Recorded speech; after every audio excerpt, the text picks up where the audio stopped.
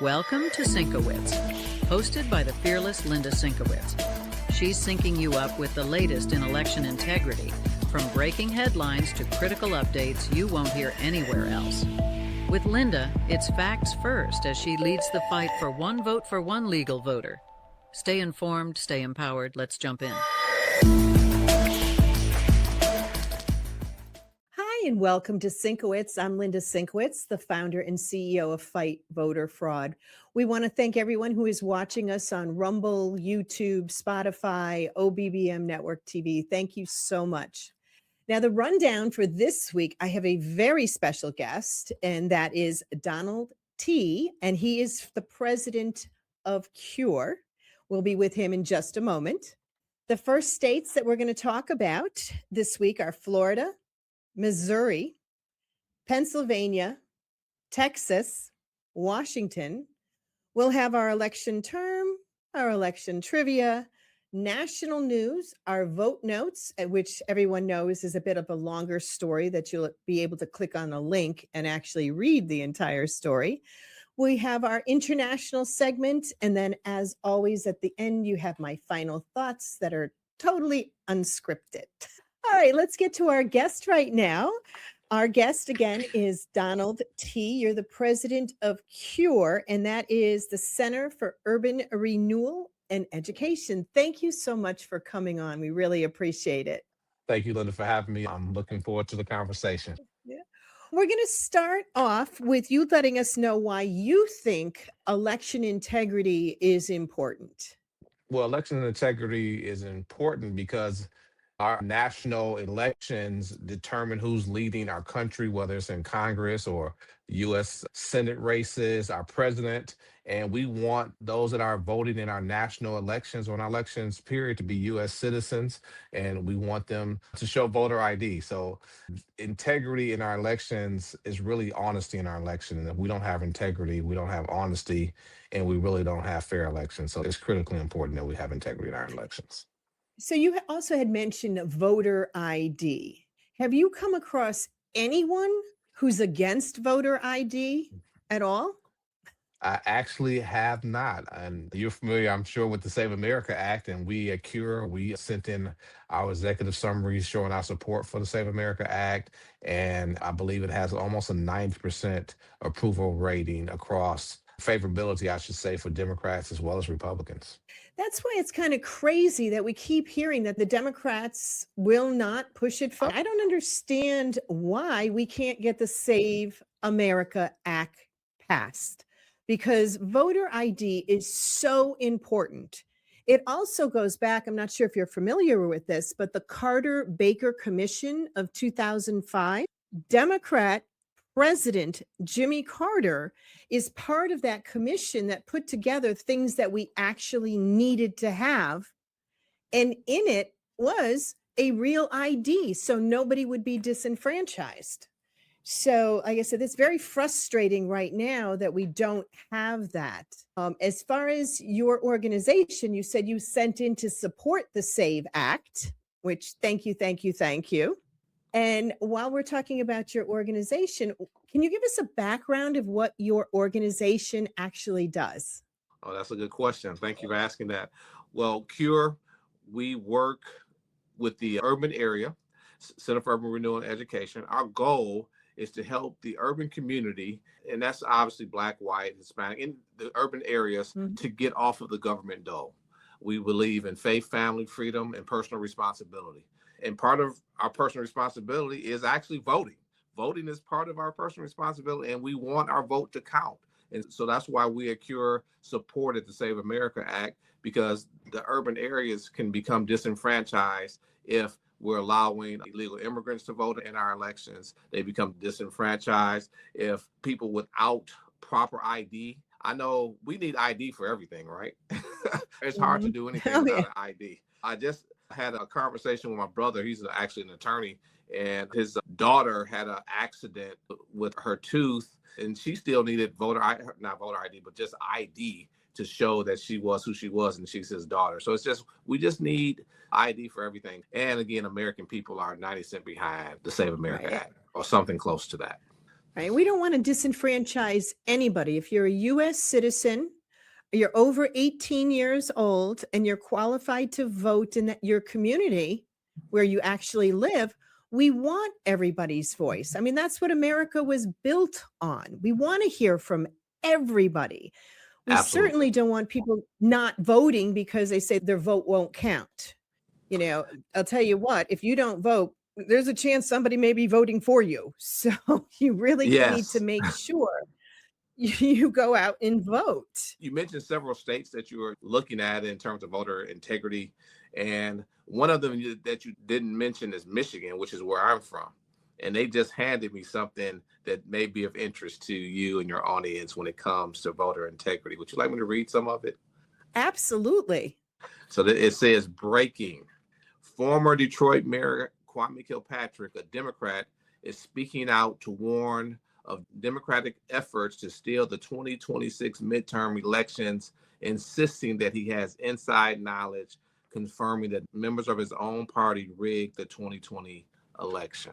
And so, again, to what we're talking about today, voter integrity is important. We have a former mayor of a big city in our nation, and he's concerned about his own party rigging the election, which, of course, as you mentioned, it disenfranchises the voters in that area. Right. And every week we talk about different states, and Michigan is definitely one that we have had in there. We didn't have that story on Detroit, the Detroit mayor. But yeah, there is a huge, huge problem. It's not a conspiracy theory. You know, this is all stuff with facts to back everything up, including the Dominion machines do not need the internet to flip the votes. What they were using also, besides the programming, is the chips that are in your cell phone. There's so many different ways that everything has been manipulated. And we had talked about a few weeks back, the February primary in Texas. Marley Hornick and her organization had uncovered in real time the votes being changed in the system. It wound up, there was 86,000 votes that were actually deleted in the Republican primary, and there was close to 11,000 in the Democratic one. So it is still going on. So when President Trump says we need same day, in-person, paper ballots, hand counted, we do. We do. Absolutely, we do. And when it comes to elections, and I didn't come up with this, but it was a great analogy. We play cards, we participate in sports, and do people cheat at cards? Yes. Do people cheat at sports sometimes? That's why we have referees on the field. Of course, people will cheat in elections because you're talking about a position of power, influence, money. And if they're doing it in cards at a basketball game or a football game, of course they will do it in elections, and they're catching it in real time. And I'm glad we have the mechanisms in place to be able to catch it in real time. Yeah, the only thing is we've got to fix the issue, and it has to do with voter ID. We are one of the few countries in the world that don't have voter ID. I mean, think about it. I mean, we are ranked behind some third world nations in our election integrity. We score a D compared to 78 other countries around the world with our election integrity. And these are countries that mirrored their country after our Constitution. I mean, our Constitution is what everybody in their countries are following. And they know there's a need to make sure you have voter ID. And here we are going, you know, yeah, we want it, but we've got some people sitting in Washington in the swamp that won't pass it. It doesn't make any sense. Doesn't make any sense at all. It doesn't. And they don't have it for the exact reason we need it. They know if they don't have it, people will cheat. They know people will rig the election. They know it will be voter fraud. And you would think arguably the most powerful nation in the world would have something as simple as voter ID. But there's been a systematic effort to undermine our election. It's been a systematic effort through some of the illegal immigration processes to undermine the integrity of our country and the American citizen. And voter ID helps to make sure this doesn't continue to happen. 2020, we had all of the mail-in ballots. I mean, those countries you just mentioned, a lot of them don't have mail-in ballots either. You have to show up in person to vote. And so we need voter ID and we need in-person voting. There are extreme cases, of course, when people can't make it out. We want them to be able to vote. But on a whole, if there's not an extreme case, people should be coming out personally, showing their ID, proving their citizenship, and then being allowed to vote in our national elections. Oh, absolutely. And you look at countries like Venezuela back in 2004 when Chavez was in there. At that time, before they went total socialism, they had voter ID for everybody. They had to vote in person. They did the paper ballots and they did the hand counting. This is, 22 years ago. Venezuela knew this is something they needed to do. The only problem that's happened since then with their socialism was they turned over their voter ID information to Cuba. So they got about 3 million more people that don't exist that are now having voter ID. They had the right idea, but as you know, with communism and socialism, things kind of went sideways. So we're hoping that they're going to come back to the center again. But we absolutely need to do this. And I don't like to watch some left-leaning news networks because they do not tell the truth. I'm just trying to think that, I don't know whether it's fibbing or they leave out the main stories on stuff, but they twist everything. So what we really want is people to pay attention, do your own homework. If you have to, look at both sides, both newspapers or TV. People who watch my program know I look at both. And when I get to the far left ones, it's a little difficult. I think that's usually when my papers go flying. So what we really need people to do is to make their own decisions, but have the facts. That's what's important. Are the facts. So your organization, you're actually based in Washington, D.C.? Is that correct? We're based in Washington, D.C. in the National Press Building. We're the only think tank of our kind that concentrates on policies that help and affect the urban area. And so it's good to be right down in our nation's capital to help with these Save America Act. And of course, we even contribute to other bills. They look forward to our contributions because we, again, want our urban communities to be strong, vibrant, personal responsibility, and voting is a big part of it. You mentioned a couple of things. You mentioned Venezuela. They had until, I don't know, the last few years, around 2020, I think it was, is when they went in there and kind of started these Dominion machines and stuff like that. Prior to that, they had probably the most secure election there was, or one of them. And now we as a country, as a nation, we have to get ours back on track. And what they're trying to do, and you mentioned it very early in the conversation, you would think with 90% of our country in favor of the Save America Act, or somewhere it could be 87%, but I know it's a high percentage of Americans, that this would have bipartisan effort. You wouldn't think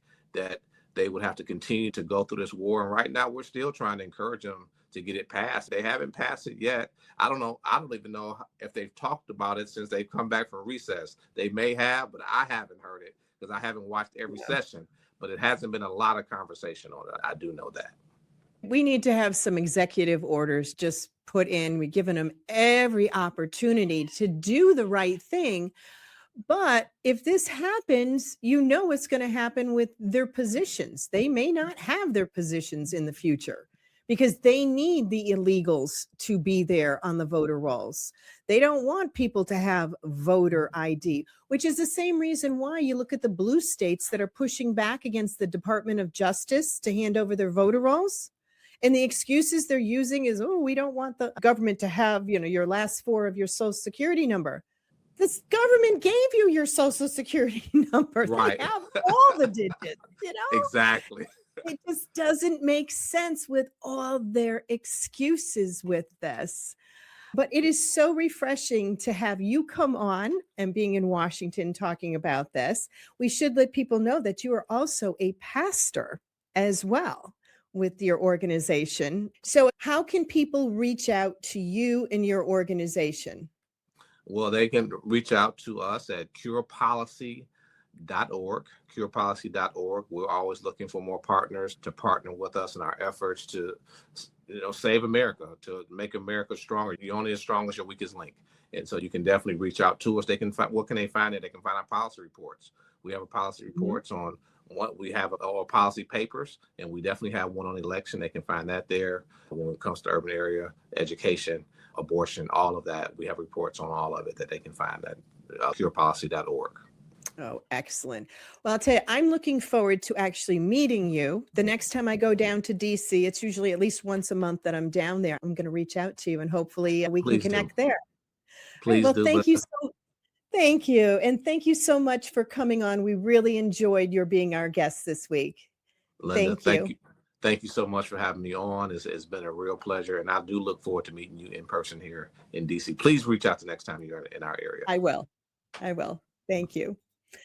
All right, we're going to go to a quick break and we'll be right back. At Fight Voter Fraud, we work to ensure every legal vote is counted and no unlawful vote ever diminishes the voice of we the people. We're fighting for you in courtrooms and communities nationwide to protect transparency, accountability, and fairness in every election. Our mission is simple: one vote for one legal voter.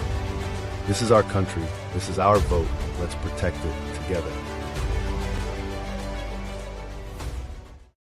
Hi, I'm Linda SYNC-O-WICZ. I'm the founder and CEO of Fight Voter Fraud. I'm very excited to announce Operation Verify Voters 2026. This is where everyone can get involved. Every single person can get involved in helping make sure we have transparent and clean elections. The most important thing is cleaning the voter rolls. Who knows better than you on your street? You know when people have sold their homes. You know when people moved. You know when other people have passed away. Those are people we need to make sure are no longer on the voter rolls. And it's really easy to do. We can help you.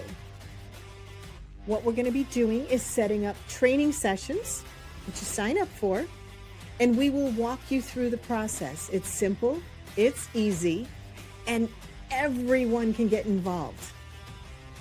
So you're going to go to fightvoterfraud.org or scan the QR code, and it'll bring you right to our Operation Verify Voters 2026. And our goal is to get every single state involved in this initiative. Everyone can make a difference. Thank you. Hi, and welcome back to SYNC-O-WICZ. I'm Linda SYNC-O-WICZ, the founder and CEO of Fight Voter Fraud. And I want to again thank my special guest that we just had on, Pastor David T. He's the president of C.U.R.E. So we're going to go on to our first state of the week, and that's Florida. This is from News4JAX from April 17th, 2026. GOP claims mayor broke the law with re-election video. Deegan rep says everything was done by the book. So this is out of Jacksonville, Florida. The Republican Party of Florida on Friday announced that it is filing a formal complaint with the Florida Election Commission against Jacksonville Mayor Donna Deegan's re-election campaign. The GOP is accusing the Deegan campaign of breaking Florida election laws in the launch of her campaign, an accusation a Deegan representative called a politically motivated smear campaign. The accusation stems from a campaign video posted on Thursday, the same day she filed for re-election. In a media release, the GOP said the hours after she filed, Deegan's campaign released a, quote, polished multi-minute video featuring staged footage of Deegan, including scenes filmed in her downtown office, along with testimonials, edited new clips, and multiple filming locations across Jacksonville. Wow, she really got around on that one day. Well, as most of you people know, you can't do that. You cannot make an announcement that you are filing for a campaign in a government building, which apparently she did. And this video was made prior to the fact that she actually filed. So we'll see what happens with that. And we're hoping the Election Commission does investigate this. Who was it we had before? Michigan. Michigan, yes. The Secretary of State in Michigan had done the same thing when she announced that she was running for governor, and that was actually in the rotunda in the Capitol.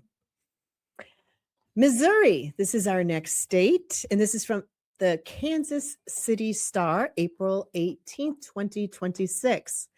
Citizens only sign at KC voting site sparks backlash. Here's the story behind it. Yeah, even when I just first read this, I'm like, it's going to be a problem when you say citizens only vote. So today we're diving into the story behind a prominently placed citizen-only sign that alarmed and bemused some voters at a Kansas City polling station last week. It wasn't a one-off. More than 400 voters who cast a ballot at Gashlin Baptist Church in Clay County last Tuesday were greeted with a sign at the election judge's polling station that said, quote, "Only United States citizens are eligible to vote," unquote, read the sign, which carried the Missouri Secretary of State Election Department logo. Beneath that, it cited the section of the Missouri Constitution on voter qualifications. Carolyn Cobalt McClure, who cast her ballot at Gashlin Baptist, said she was taken aback by the sign and questioned why only one voter qualification was listed. "I immediately thought it was the beginning of voter suppression." What? There's got to be something in the water in that particular community.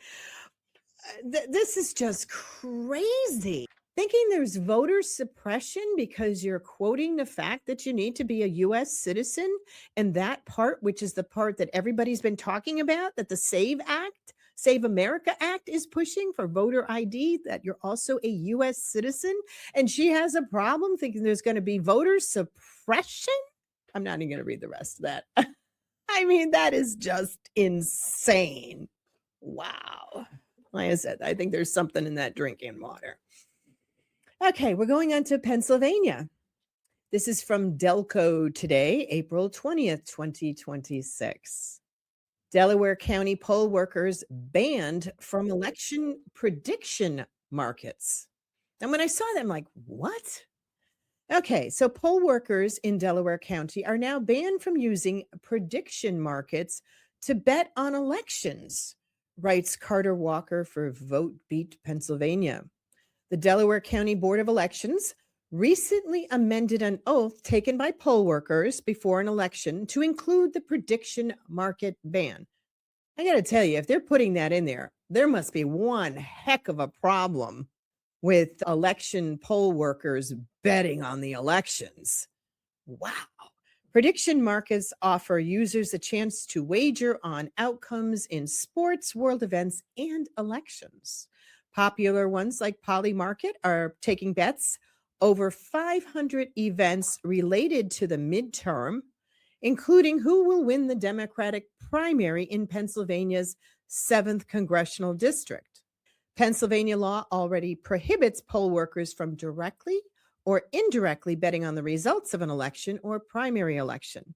The Delaware County Board of Elections thought it was prudent to include prediction markets as well. Quote, "I think there is a pernicious, horrible factor, and I don't think elections should be bet on in one shape or form," said Delaware County Elections Director Jim Allen. Quote, "The last thing we need is the referee in elections being accused of having a financial stake in these so-called prediction markets," unquote. So no legal action has been taken yet to test whether the prediction markets violate the state's election betting law. Read about state elections being considered that would regulate prediction markets in Vote Beat Pennsylvania. Okay. You know, it always brings up stuff I never even thought of. But apparently they're doing it in Pennsylvania. Tennessee. News Channel 5 from Nashville This is from April 17th, 2026. Tennessee lawmakers consider legislation to close primary elections and mandate party registration. A proposed bill in the Tennessee legislature would change the state to a closed primary system, requiring voters to officially join a political party before casting their ballots. Now, Texas has the same thing. Anybody could vote in the primaries. I mean, it's crazy. There should be a separation by the parties, because if you have someone who's from another party voting in your primary party, it's kind of influences who they're going to run against. They'll vote for the underdog because they think then theirs could beat them. But anyway, so I'm glad in Tennessee they're actually looking at this. The Tennessee lawmakers are considering a major change that would require voters to officially join a political party to participate in future primary elections.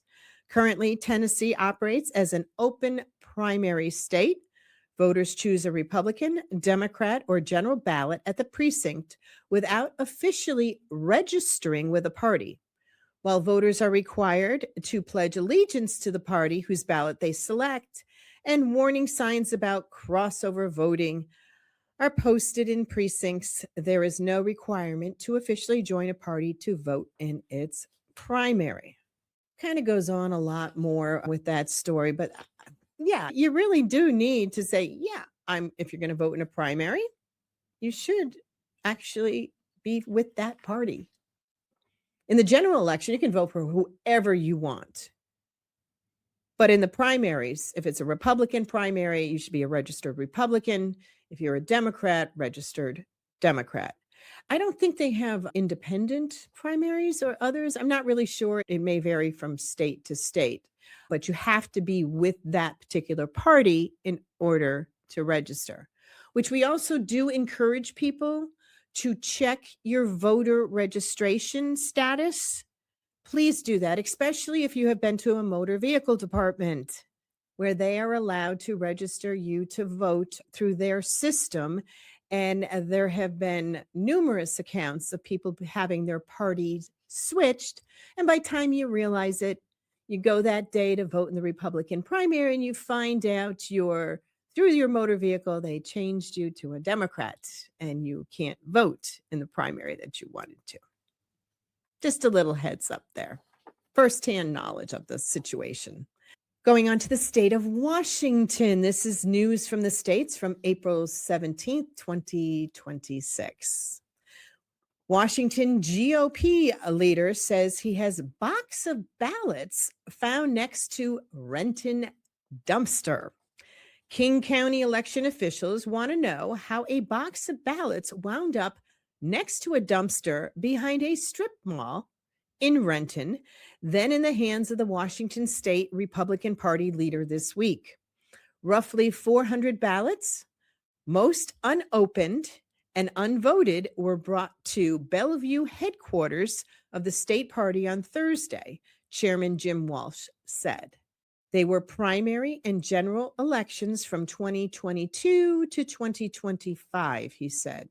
Quote, "This is proof that Washington state elections are not secure," Walsh said in a video posted to social media on Thursday, in which he appeared to be seated at a table with stacks of the ballots.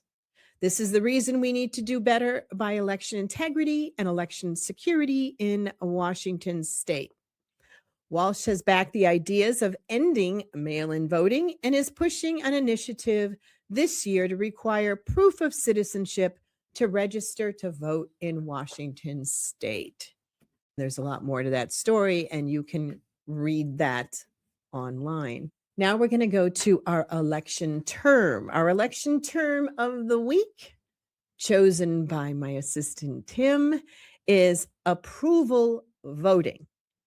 An electoral system where each voter may select any number of candidates, and the winner is the candidate approved by the largest number of voters. It is distinct from polarity voting, in which a voter may choose only one option among several, whereby the option with the most votes is chosen. So that is approval voting. Our trivia question of the week is from watercoolertrivia.com from April 20th, 2026.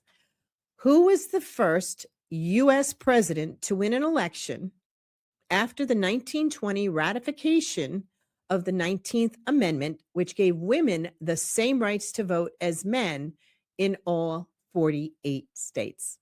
We're going to go to a quick break and we'll be right back.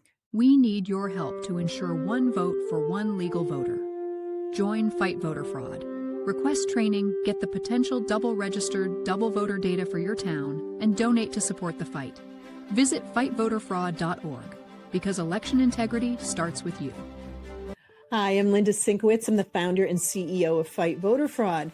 We are launching Operation Verify Voters 2026, and we want to get everyone involved in every single state because you can make a difference. We will be able to train you. It doesn't take that long for the training. It's very, very simple because you know the people on your street, in your neighborhood who have moved or died. We want to make sure that the voter rolls are clean. We're going to show you how to do it. Go to our website, fightvoterfraud.org, or scan the QR code and we'll show you how. Thank you. Hi, welcome back to SYNC-O-WICZ. When I last left you, we had our trivia question from watercoolertrivia.com from April 20th, 2026. Who was the first U.S. president to win an election after the 1920 ratification of the 19th Amendment, which gave women the same rights to vote as men in all 48 states? Answer is Warren G. Harding. Thank you, Tim. Tim also got the trivia question this week. He's been wonderful. We're going on to our national news. This is from Al Jazeera from April 17th, 2026. Now, I got to tell you, this is one of those, and I put it on the top here. Left-leaning, wow. Okay, everybody, Democrats, get out your tissues. This is going to be one of those stories. Okay. So it says the U.S. judge blocks Justice Department bid to seize voter data from Rhode Island. Ruling is latest loss for Trump administration, which sought access to state voter rolls ahead of the U.S. midterms. A federal judge in the United States has dismissed a Department of Justice lawsuit seeking to access voter data from Rhode Island. I'm going to say, Rhode Island, what do you have to hide? The decision on Friday was the latest loss for the administration of President Donald Trump, which has sought to access voter data in dozens of states across the country. I just can't get over that every single thing they have to throw Trump in there. It's Trump's Department of Justice. Oh, this was a loss. You know, it's the Department of Justice, our U.S. Department of Justice, that is handling this. Yes, Trump is our president, but some of these stories just like to hammer away. And when Trump does win on appeals, do they ever put in Trump won on appeal? No. You know, they either bury it or, which has been very common lately, the left does not even put the information out there. It's amazing how much information the people on the left have no idea what's going on in our country or even around the world because it's left out. Oops, I almost slipped into my final thoughts, so I better get back to the story. In a ruling, the U.S. District Court Judge Mary Elroy sided with election officials and civil rights groups, writing the Justice Department does not have the authority, quote, to conduct the kind of fishing expedition it seeks here, unquote. First of all, it's not a fishing expedition. What they are trying to do is see whether they are complying with federal law. Violation of HAVA, the Help America Vote Act, or the NVRA, the National Voter Registration Act. And I can say unequivocally, yes, they are in violation of federal law. We have yet to come across any state that was completely compliant with federal laws. Okay, so the Rhode Island Secretary of State, Greg Amore, praised the ruling in a statement afterwards. All of you on the left, you can go and read that story. Not going to read any more of it, you know, just making people aware because we talk about both sides. We read both sides of information. We just want to make sure we get the facts out here. Now we're going on to vote notes. This vote note is from the Election Transparency Initiative from April 19th, 2026. And I got to tell you, the author is Ken Cuccinelli, who wrote this, who is absolutely fabulous. He used to be the Deputy U.S. Attorney General, Deputy of Homeland Security, under Trump's first time that he was in office. And he was also the Attorney General for Virginia. So Cuccinelli, new analysis confirms long-standing election vulnerabilities. Quote, this isn't a solution in search of a problem. It's a response to problems we've known about for nearly 20 years. The SAVE Act is overdue. He's also, the national chairman of ETI. New data echoes bipartisan 2005 warnings as U.S. safeguards lack global standards. The SAVE Act addresses decades-old concerns. And just so you understand what he's talking about, it's what I had mentioned earlier in the program, the Carter-Baker Commission. We will actually, if we don't have it already, that'll be up on the website so you can read it in its entirety. Yes, it's 114 pages, but it is absolutely worth reading. There is a subsequent thing that has gone out there that was 16 years later of the analysis of everything, but you need to read the original, which President Jimmy Carter, that's where the Carter came from, and Baker, that's where that came from. So this is the Democrats actually looked into these issues with the elections and actually gave responses as how to fix them. And most of them haven't been done. The big one happens to be real voter ID. The Democrats in 2005 said we needed real voter ID. It's in there. That way nobody would be disenfranchised. And now the Democrats are the ones going, oh my God, you're going to disenfranchise people if you have to ask for an ID. The solution is in there. Well, anyway, I believe you probably should go to the website, click on the link, and you can read what Ken Cuccinelli has written about. It is fantastic what he put in there. You need to educate yourself. Absolutely need to educate yourself on the Carter-Baker Commission. I'm telling you this for a reason, because you're going to be hearing a lot of it from us, not just on the SYNC-O-WICZ program, but our new series, which is SYNC-O-WICZ Presents Candidate Spotlight. Okay, I forgot we have to go to international news before I do my final thoughts. My final thoughts keep slipping in everywhere towards the end, huh? All right, international news. This time I'm talking about two different countries, Antigua and Barbuda. And this is from the International Foundation for Electoral Systems on April 20th, 2026.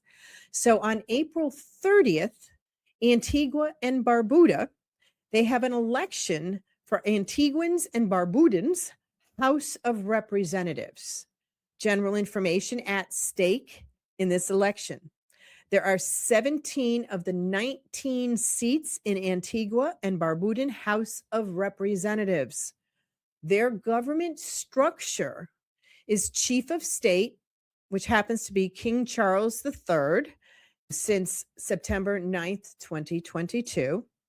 The head of their government is Prime Minister Gaston Alfonso Brown, and he has been in that position since the 3rd of July in 2014. And what they have is an assembly, bicameral parliament with 17-seat Senate and up to 19 House of Representatives. Now, their electoral system, the king is the hereditary monarch. He is represented by a governor general. The prime minister is appointed by the governor general, but must be the leader of the political party which has a majority in their House of Representatives. All 17 members of the Senate are appointed by the government general. 11 members are appointed on the advice of the Prime Minister. 4 members are appointed on the advice of the Leader of the Opposition. 1 member is appointed based on the advice of the Barbuda Council, and the remaining member is appointed at the Governor General's discretion. So 17 of the 19 members of the House of Representatives are directly elected by plurality vote in single-member constituencies to a 5-year term. The remaining 2 seats are held for the Speaker of the House and the Attorney General, although the latter may not vote in the body. So there's a little bit more to that, so you can also go online and read the rest of it. But what we try to do is let you know what's going on, not only in the United States, but also around the world. So one of the things, a couple things I've mentioned throughout the program, again, is the Carter-Baker Commission report. It is imperative that you read up on that, because I'll tell you, when you get into a discussion with some of these left-leaning people who do not read or do not know or have the knowledge, what you do is just say, hey, the Democrats had a great idea, a bipartisan idea by the Democrats in 2005 for election integrity. And it's true. I got to tell you, when I was first introduced to the Carter-Baker Commission, I was called by a friend of mine who runs a think tank. He had his wife on the phone, on speaker, and he said he thought it would be great if we started complimenting Democrats. And you can imagine my response at the time and his wife's response. I think she mentioned something about whether he was medicated or not. I don't quite remember on that part. And then he explained why. And it's brilliant. It is absolutely brilliant. Something that has already been looked into, something that we need to do, that forget about the ones that are against it right now. Look who's in the House in Washington right now. They flip-flopped. Schumer's been in there, I don't know, 3-4 lifetimes that he's been in there. He was supportive of this back in 2005. It just gets me that they can just flip around and say all of a sudden, no, we don't want voter ID, no, we want everybody to vote, They recognize the problems. And this Carter-Baker Commission actually started, does anybody remember in 2000, was it the hanging Chad that had happened? They knew there were problems with the elections and how they were run. Not everybody is going to agree with everything that they put in the report as far as a resolution, but it had some of the really good ideas. Here's one of the ideas that was thrown out. I'm not going to say whether I'm for or against it, but I thought it was interesting. We should only have to register to vote and prove our U.S. citizenship one time. And our registration should be able to follow us from state to state. As soon as you move, your election, where you live, now just automatically gets moved to the other state. Brilliant. Brilliant. That would eliminate a lot of the issues we're having. But on the flip side, as some people have already mentioned to me, do we really want the government in charge of all the voter rolls? I don't know. Do we get a third party to pull it together to run the system? I don't know. These are things that people should be thinking about. The issues, again, with mail-in ballots are in there. Real ID. I love the idea of the real ID. So nobody would be disenfranchised. There would be a universal ID that would be available to everyone, no matter what income level. Then again, you would have, let's see, the League of Women Voters. Let's see, what would they be against? Oh my God, women don't know how to change their last name on anything. And once they get married, and then it'll disenfranchise them. No. I am so sick and tired of the League of Women Voters thinking that women are stupid. We're not. We can handle it. We can actually change our name when we get married and know how to do it. And it takes about 5 minutes to legally get it done. Come on. Okay. Not that I have any opinions on anything, but before I finish my final thoughts, one, there was this other story that came up. I can't actually tell you the expletive that somebody put in there, but it says former Fort Deposit, Alabama Mayor Jacqueline Boone has been arrested for mail-in ballot fraud, along with City Council candidate Steve Thigpen. They face felony charges for unlawful use of absentee ballots. They, quote, won the August 2025 municipal election, but it got thrown out due to, quote, voter irregularities. Then they had to hold a special election. That thing Democrats say never happens, happened again. Wanted people to know that that's in Alabama. And our final thing that I wanted to tell you about, and it's something I hadn't planned on doing.